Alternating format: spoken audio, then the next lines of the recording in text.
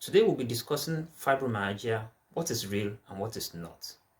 Fibromyalgia can come across as a bizarre condition with a multitude of symptoms that can be very confusing and potentially frustrating for the patient and their caregivers. Today we will explore these manifestations of various types and clarify which among them are actually real and directly attributable to fibromyalgia and which ones aren't.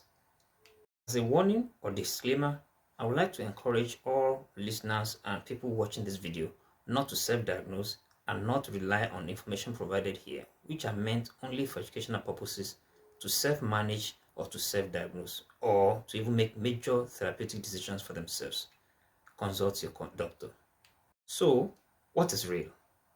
First, we're going to talk about the core manifestations of fibromyalgia that are considered directly attributable to fibromyalgia. We should always remember that all too often there are other conditions that can cause many of these manifestations of fibromyalgia as well, and that is why it is always important to exclude other mimics before a diagnosis of fibromyalgia is made. And by the time the physician has gone through this process and the patient is given the label, then this is what we're talking about. Which among the symptoms they're having could be blamed directly on their fibromyalgia? Number one on that list is widespread pain. Extremely common, near universal among patients with fibromyalgia. And that is indeed the reason why fibromyalgia is a widespread pain disorder. Another one is the fatigue that is seen to significant proportion in up to 90% of patients. In fact, it can be so debilitating that there is an overlap between fibromyalgia and chronic fatigue syndrome in many patients. Another bit is cognitive disorders, the problems with cognition, memory, and concentration. Patients often suffer with fibro fog. Their memory and brain function seem not to be as sharp as it used to be, and they can get frustrated while trying to focus on things. And one other component that cannot be overemphasized is sleep abnormalities in fibromyalgia. Many patients struggle to fall asleep. Others wake up intermittently in the middle of their sleep. Some wake up too early in the morning, but near universally, patients report waking up in the morning not feeling refreshed. This is almost always answered with an emphatic never whenever I ask patients, do you feel refreshed when you wake up in the morning? Next are the other bodily symptoms that patients often get. These symptoms are often called somatic symptoms. They are manifestations of fibromyalgia that are not, strictly speaking, directly caused by the widespread pain, but can be associated in various forms with disturbances in various functioning of the rest of the body. Examples include migraine and prominent headaches among patients, dry eyes, dry mouth, various skin changes including wheals and hives, feeling bloated, restless legs at night, bladder spasm, irritable bowel syndrome, including constipation and sometimes diarrhea, Raynaud's phenomenon, and so on and so forth. All these bodily symptoms called somatic symptoms have been well documented in association with fibromyalgia and are frequently caused by it. Some patients also report dizziness, balance problem, difficulty with coordination, and so on. These conditions were included in the classification criteria for fibromyalgia of 2010 that was designed by the American College of Rheumatology and the European League Against Rheumatism, now called the European Alliance of Associations for Rheumatology. Now, these have also been reviewed over time repeatedly, and they have evolved with time. But consistently, it is well known that various bodily manifestations can accompany fibromyalgia. And these can also be considered real in the context of what is real and what is not. The next category of symptoms are symptoms associated with other conditions that are often associated with fibromyalgia. For instance, rheumatic diseases like rheumatoid arthritis, systemic lupus erythematosus, psoriatic arthritis, and so on. What about some mental issues like depression and anxiety? Other conditions that can be associated with fibromyalgia or coexist with it include joint hypermobility and POTS, postural orthostatic tachycardia syndrome, which can be associated with a lot of dizziness and recurrent fainting attacks. Now, this is the part where it gets a bit blurry because fibromyalgia used to be thought as a diagnosis of exclusion, meaning everything else has been excluded and the only thing that is thought to explain the widespread pain of the patient is labeled fibromyalgia. But it is now well known that very often patients can have multiple conditions, including their fibromyalgia. In fact, in my experience, patients with fibromyalgia are more likely to have other conditions in addition or in association with their fibromyalgia. And this bit makes it a bit blurry. For instance, the patient with rheumatoid arthritis could get inflammation-driven swelling in their joints, which is not caused by fibromyalgia but by their rheumatoid arthritis. And this is why we are trying to discuss the things that are directly caused by fibromyalgia and or not today. And it is important because some patients could have a coexisting condition or a completely separate condition which is yet to be identified. And the patient might continue to attribute everything they're experiencing to fibromyalgia. Next, we will talk about what is not real. In other words, manifestations that should not be assumed to be caused by fibromyalgia. Many of these border on the differentiation between inflammation and no inflammation. Fibromyalgia does not cause inflammation. If significant amount of inflammation is proven to be present, it is important to investigate fully to identify alternative explanation to this.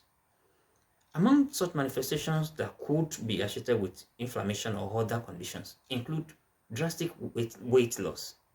If a patient with fibromyalgia has lost up to 10% of their weight within the last 6 months, it is very important to look properly and search properly for alternative explanation before assuming that it is all due to fibromyalgia.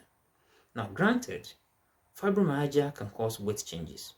Many patients gain weight, some others lose some weight, in part because of problems with their diet or problems with irritable bowel syndrome. But dramatic weight loss should not be assumed to be due to fibromyalgia only until otherwise proven. Another one is high-grade fever. Patients with fibromyalgia can have issues with their body regulation of their temperature called thermoregulation.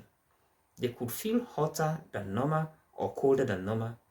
But if there is a proof of thermometer demonstrated high-grade fever in a patient, it should not be thought that this is caused directly by fibromyalgia until otherwise proven, which is very unlikely. So, worsening over time. Typically, fibromyalgia does not progress or deteriorate progressively over years. Understandably, at the beginning of symptoms, it may be in evolution, while if some aspects of the body are just picking up the symptoms. But after some time, it stabilizes. So patients with fibromyalgia should not expect their symptoms will deteriorate progressively over years and things will keep getting bad and until it gets to a point where it is absolutely unbearable. Now, don't get me wrong, patients may report deteriorating generally in terms of their health, but many of these are not necessarily caused directly by their fibromyalgia. It could be due to other symptoms that they have or other diseases that they have. And this is a common source of confusion in support groups for fibromyalgia, where members of the group might be sharing their experience and they tell newcomers that symptoms will get worse over time. It should not be forgotten that some of the members of this group also have other comorbidities, and it could be the other comorbidities that are progressing with time, making their overall health deteriorate. Another symptom that is important is gross joint swelling. If you see gross joint swelling, think about other things rather than fibromyalgia. And when I say this, I will specifically say this probably should exclude the feet, because the feet can be swollen for various reasons. Fluid retention in the body for various reasons can cause the legs to be swollen, particularly during the day, and can be at their best on waking up first thing in the morning. But typically, if a patient is having gross swelling in the joints of their hands, their wrists, their knees, it may not be fibromyalgia. It's unlikely that fibromyalgia will cause inflammation-driven joint swelling. Therefore, situations like that should be properly investigated. Recurrent infections. If a patient is getting recurrent infections, it is not caused by fibromyalgia. Fibromyalgia is not an abnormality of the immune system. It is not an autoimmune disorder, no. However, patients with fibromyalgia could also have autoimmune disorders coexisting with their fibromyalgia. An example is rheumatoid arthritis. So, if a patient is having recurrent unexplained infections, it should not be assumed to be caused by their fibromyalgia. Recurrent fainting attacks. This is not caused by fibromyalgia. However, a condition that could sometimes be found in a patient also having fibromyalgia could cause recurrent fainting attacks, and that is POTS syndrome, postural orthostatic tachycardia syndrome. And if this is the case and it is still undiagnosed, it will be best if the patient sees their doctor and be properly evaluated.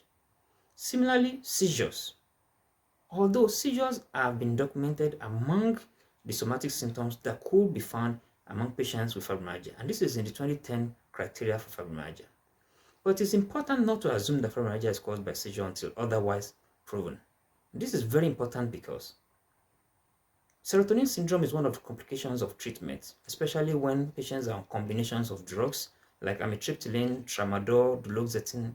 High doses of these can expose patients to excessive levels of serotonin in their body, which can cause some bodily dysfunctions, including seizure.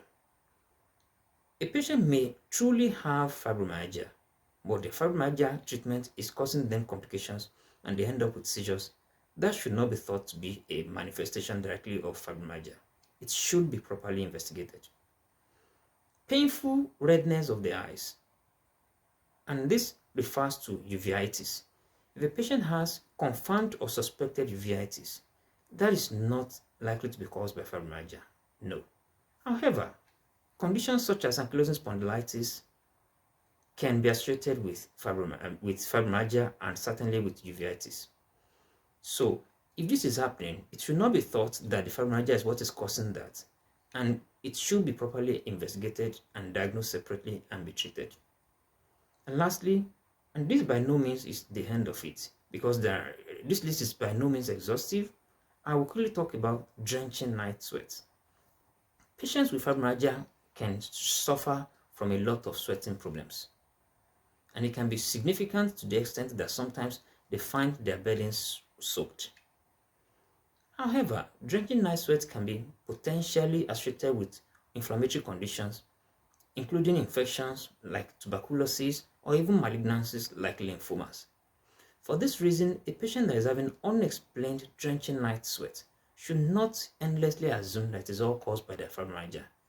That aspect might not be correct and should be considered among the possible not so real manifestations of fibromyalgia until otherwise proven.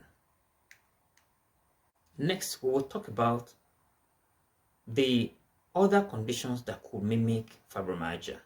These are otherwise called differential diagnosis or fibromyalgia mimics, and a long list of them, including infections, various inflammatory disorders, joint disorders, drugs, myofascial pain, myopathies, nutritional deficiencies, and so on and so forth, including neurological disorders like multiple sclerosis, psychological disturbances including anxiety and depression, and other rheumatic conditions like ankylosing spondylitis. Many of these conditions can be confused for fibromyalgia, and that is why it is always important to investigate properly before deciding what it is. And we should not remember, among patients that have multiple conditions coexisting with their fibromyalgia, sometimes new symptoms may be attributable to the other conditions and not the fibromyalgia, and should not be thought to be caused by fibromyalgia. If you have found the discussion in this video useful, please consider subscribing to my channel and like the video, and more videos related to this and other rheumatic conditions will follow in due course. Thank you for your time.